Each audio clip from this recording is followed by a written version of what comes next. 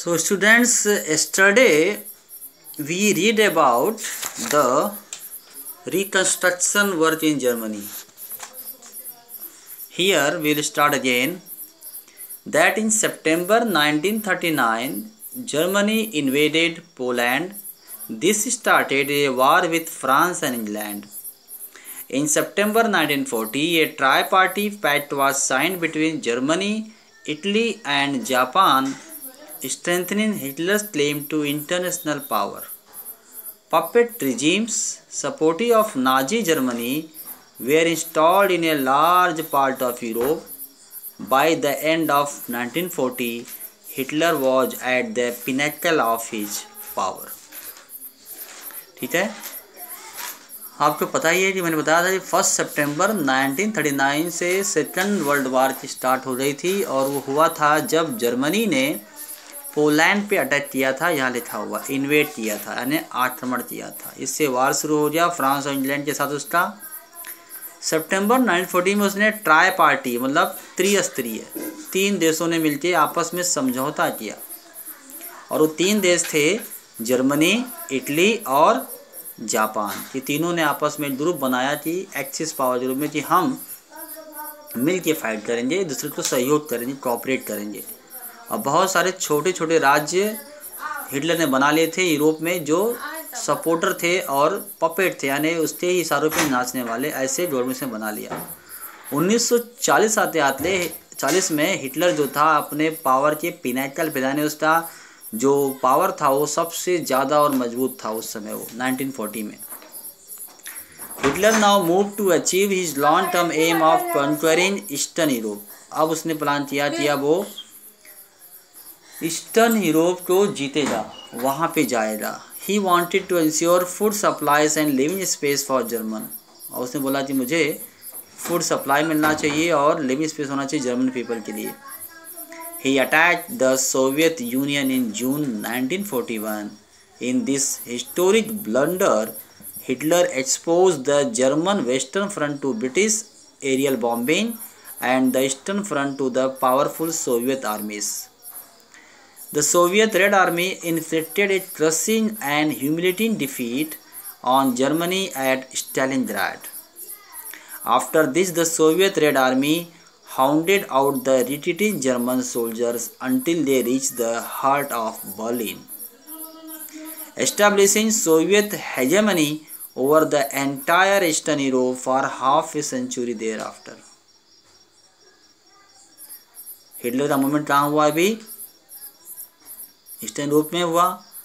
Finally उसने mistake क्या कर दिया, उसने सोवियत यूनियन, जो आपने पढ़ा था सेकंड लेसन में, यूएसएसआर, जो रसिया में रिवोल्यूशन हुआ था, याद आ रहा आपको, रसिया देश पे अटैक कर दिया जून 1941 में। और यही उसका ब्लंडर हो गया, सबसे बड़ी गलती उसकी ये हो गई रसिया पे अटैक करने की। और रसिया पे अटैक करने से क्या हुआ कि जर्मन का वेस्टर्न पार्ट जो था, वेस्टर्न साइड, वो ओपन हो गया ब्रिटेन के लिए, क्योंकि उसके वेस्ट में ब्रिटेन है, तो वहाँ से वेस्ट से ब्रिटेन ने अटैक कर दिया, एरियल बॉम्बिंग डाला। और यहाँ ईस्ट में पावरफुल आर्मी थी रसिया की। शुरू में लोग रसिया में घुस गए, स्टालिनग्राड तक पहुँच गए, पर वहाँ से फिर उनकी आर्मी ने जब रिट्रीट किया और उनको हराना शुरू किया, बुरी तरह से ह्यूमिलेट किया, और जब उनको बुरी तरह से क्रशिंग डिफीट दिया, तब वो रसियन आते चले आए और जर्मनी के बर्लिन तक पहुँच गए। वो लोग, बर्लिन की राजधानी थी जर्मनी की, वहाँ तक पहुँच गए। और उसके बाद रसिया का असर काफ़ी दिन तक चले, 50 साल के आसपास यहाँ पे बना रहा। Meanwhile, the USA had registered involvement in the war. और उसी बीच में यूएसए ने बोला नहीं, मुझे वार नहीं करना है, उसका इन्वॉल्वमेंट नहीं था। It was unwilling to once again face all the economic problems that the First World War had caused, but it could not stay out of the war for long. Japan was expanding its power in the east.